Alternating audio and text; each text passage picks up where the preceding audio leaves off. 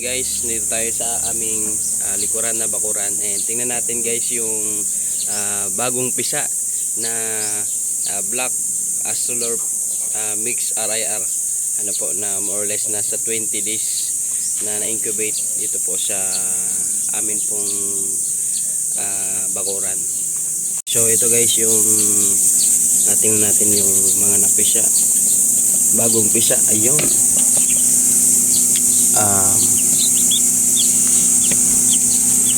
yung mix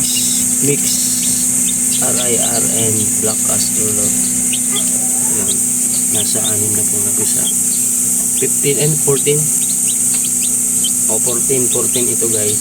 Dati ano siya, nasa 20, ngayon nasa 14 na lang kasi yung iba halos hindi na fertile yung egg, kaya ito lang yung napisa ng mga sisiw. Ayan, so maya maya ilalabas namin sila yung mga sisiw. Ito pala yung hygrometer, yung sumusukat ng humidity nito pong incubator.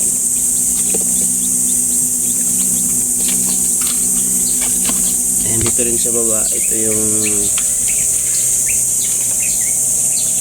parang reserve na DIY na incubator.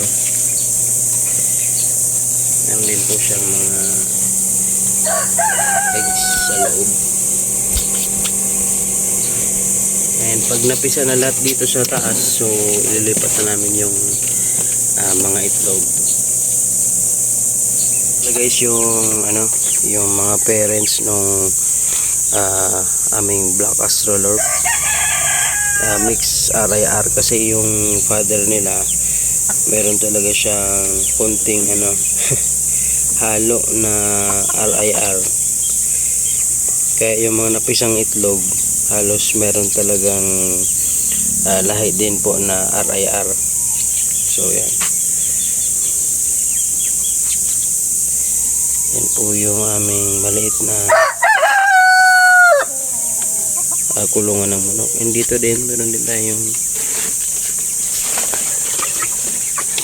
ayun, ito yung porcelain Brahma. Ito lalaki, ito lalaki.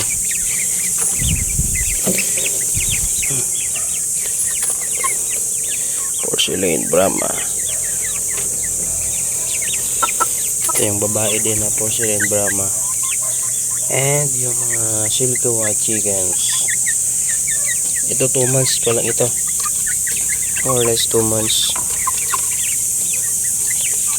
Tapos magkasing edad lang itong silky and Brahma chickens.